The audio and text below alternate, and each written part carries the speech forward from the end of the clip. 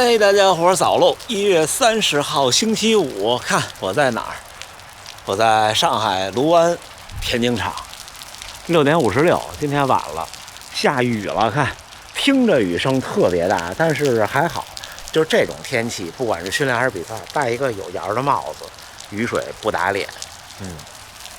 哦，这彪马的广告啊，看，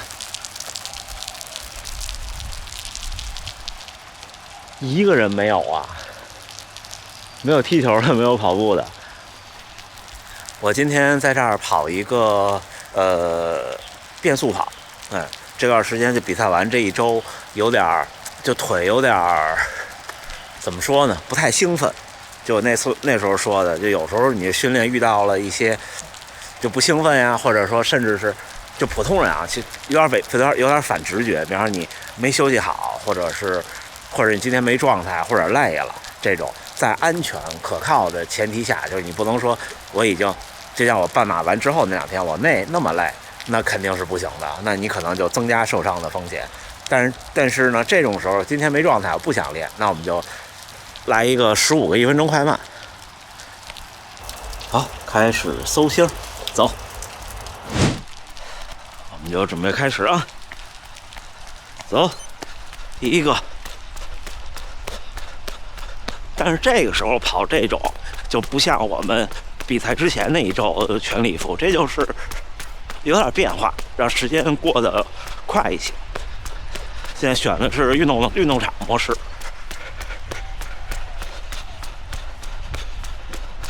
我一个跑步的都没有，几个遛弯的。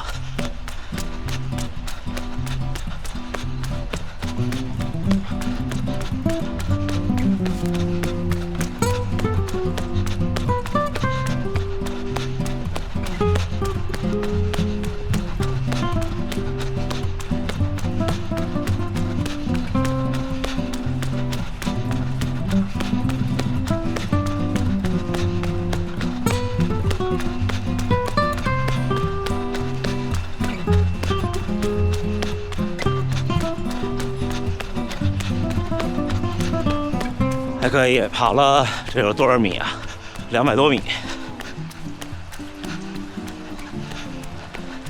对，就这种感觉，就是你，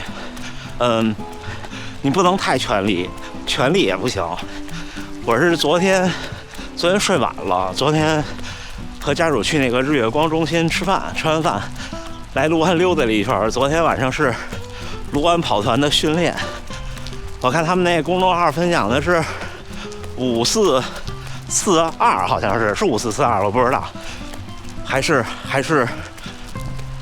2554啊。反正我看最快的那一组的目标是4分20、4分10、4分05、4分。所以好多人跟这儿跑步，然后回去又处理频道的事儿，11点多才睡。走。而且人就是这样，你一出来一休息，或者说一有事儿，你总会有不如意的状态。你看我这差不多加上那1分钟的慢，正好这400米一圈。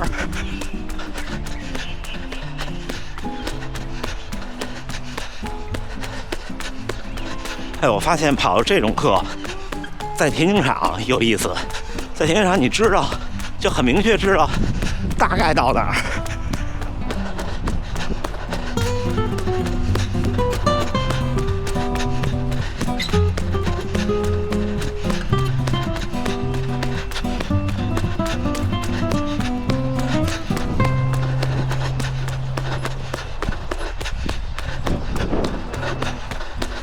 哎，看，每次差不多都是这儿。我这次这1分钟再慢点儿，我们争取每次在同一个地方出发。我有个踢球嘞，看。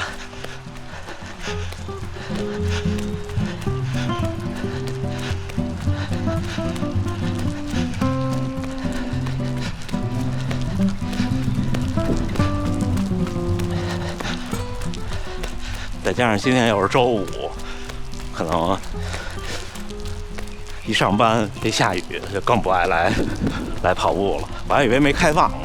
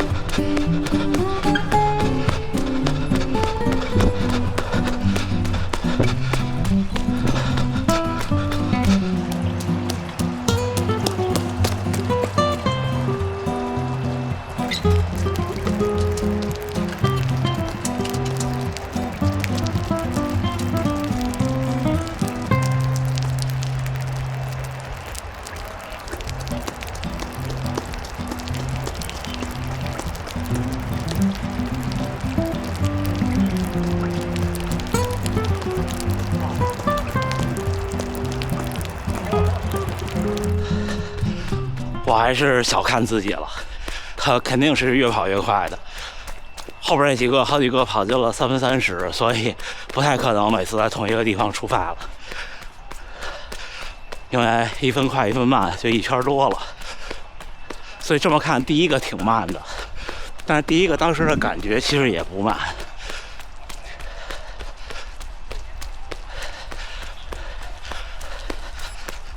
2、1、0，走，倒数第2个。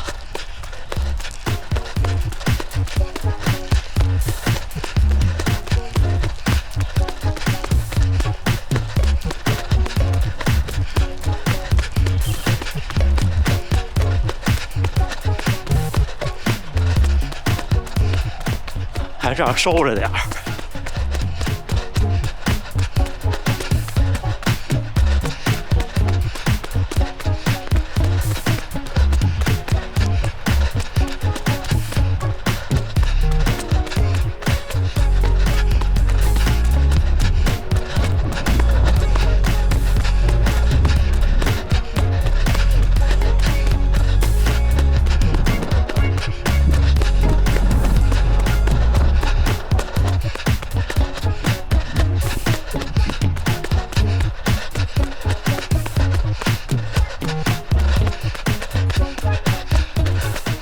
3分21平均配速，300米多一点儿，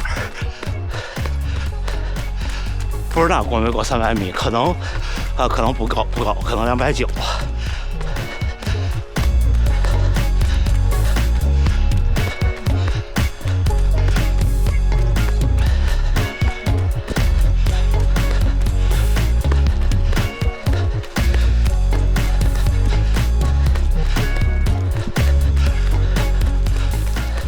感觉不是场地赛的时候跑场地，他觉得场地好短呀。主要我觉得这个护网让你觉得场地变短，特空旷的时候觉得特大。我去年这1年跑场地赛的时候，他觉得这100米可长了，觉得这弯道也可长了。2、1，走。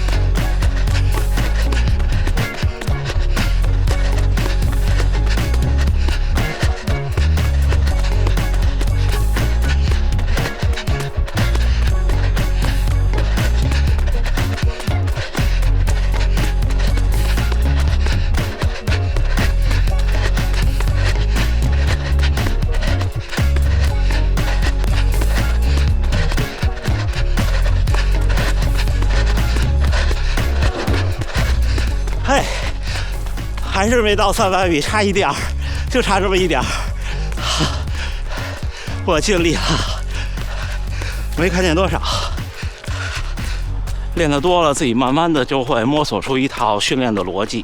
我说的是训练的逻辑，不是课表，也不是方法，还是有一些区别。就无论是线上的训练营，还是线下的合住的那种训练营，它其实都是教练把他的训练逻辑变成一个课表让你执行。就像我们上学的时候学文化课，尤其是理工科，就你学着，其实你开始不知道这些东西能干嘛，就是学知识，慢慢的。你看那时候我们上学的时候，上中学的时候，那是2000几年，对，我上高中的时候是2000年。那时候北京的高中是最后1-2年是没有初级的微积分的，就是不学导数，理科生上大学再学。其实我觉得这样挺好的，除非就是你整个往前挪。为什么呢？那时候你看学个面积，学个体积，背公式就背了，然后你就一直停留在这儿。然后你一上大学，一学积分导数，你发现是这么回事儿，那个感觉不一样，就比上来就学那感觉不一样。所以我觉得什么事儿就是为什么说书读百遍其义自现呢？就是并不是说百遍效率低，那肯定你要能读1遍就融会贯通，那你效率肯定是高的。但是我觉得我个人观点，耐力项目是要靠自己摸索的，就是包括自己掌握自己的训练逻辑。不能说完全没有捷径，而是就算真的有捷径，用起来也不如自己摸索的好。可能是能辅助你变得，就是自己摸索的过程变得更快。但是就像我最近这一期跟大家阐述的各种观点，所有的事情都是还是要经历一遍。比方说怀疑自己的能力，比赛没有信心，练的每次训练都特别快，一直因为从4个小时的成绩留下的后遗症，总怕自己不够快。等猛然有一天自己徘徊在2小时50，徘徊了1-2年了，发现不进步的时候，开始觉得需要做极化。就像我那天说极化，很多人就说那是不是你以前自己说的那不对？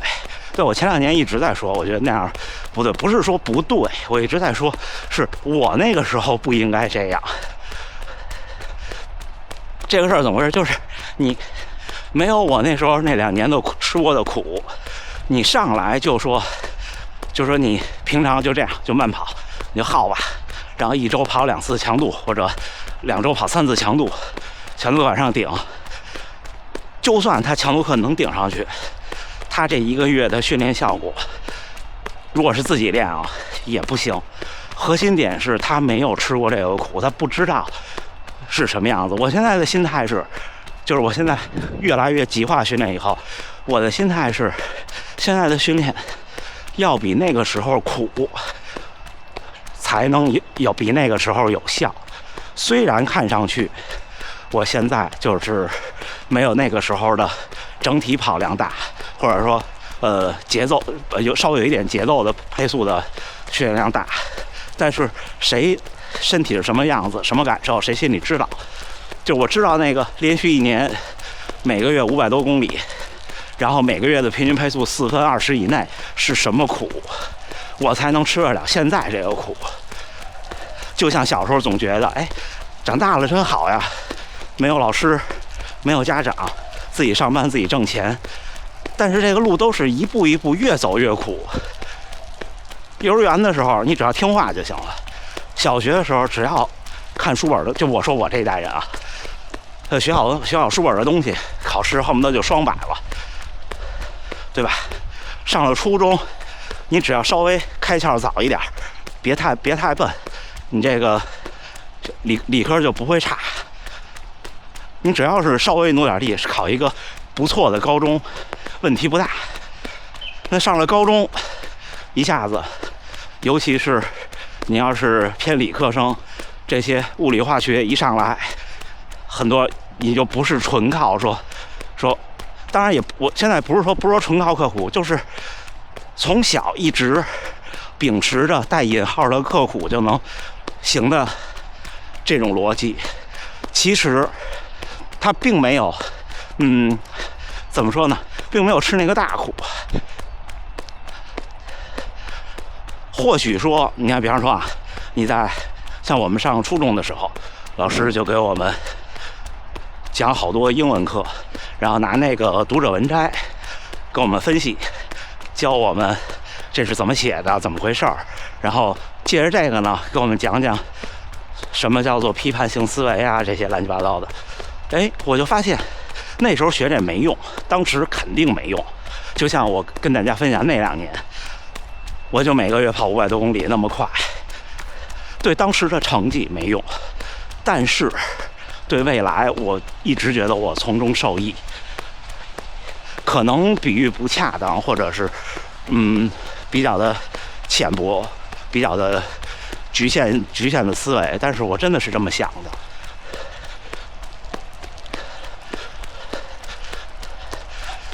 就没有白吃的苦，而且我想跟大家说的是，每个阶段，只要你认为你认真刻苦了，就相信自己的选择，相信自己的决定，就特别好。那再说回，有的小伙伴说，那我找个教练给我弄课表，意义在哪儿？其实就是，其实我现在回想我的中学时代，如果那个时候老师们跟我讲说，哎，现在你虽然没学这个，但是这个将来是干嘛的？那我会更有期待和更希望能够走到那一步。这就像为什么我跟大家分享，这次大满半马，人们这么好的成绩，我比去年还倒退了50名，这你敢信？40多名，30多名，对不起，我这数学还给老师了。去年是380多名，今年420名。所以参加这种高水平比赛是什么感觉？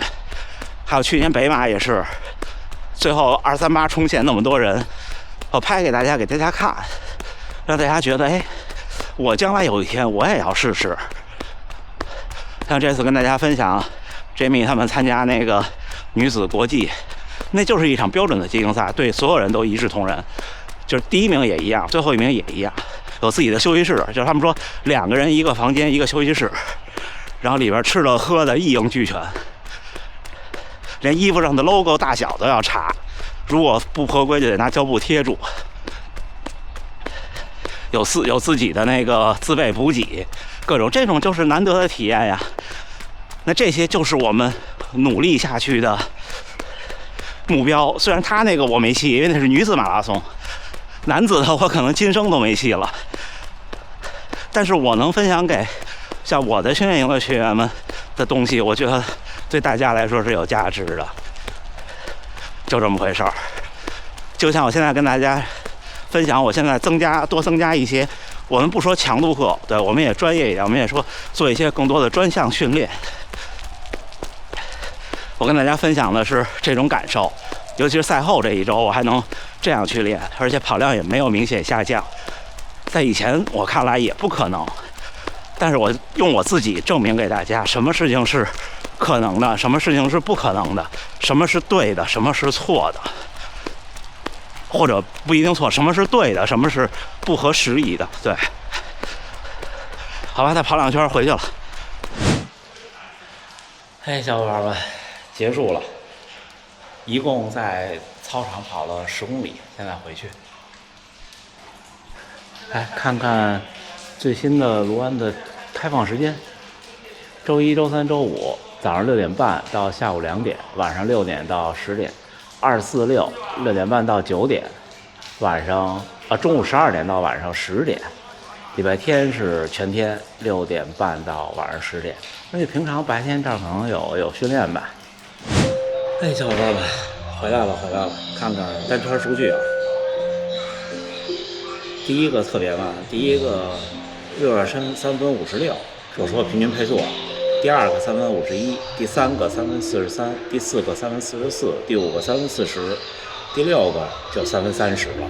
第7个3分29，第8个3分34，第9个3分31，第10个3分32，第11个3分28，第12个3分31，第13个3分31，第14个3分21，最后一个3分16。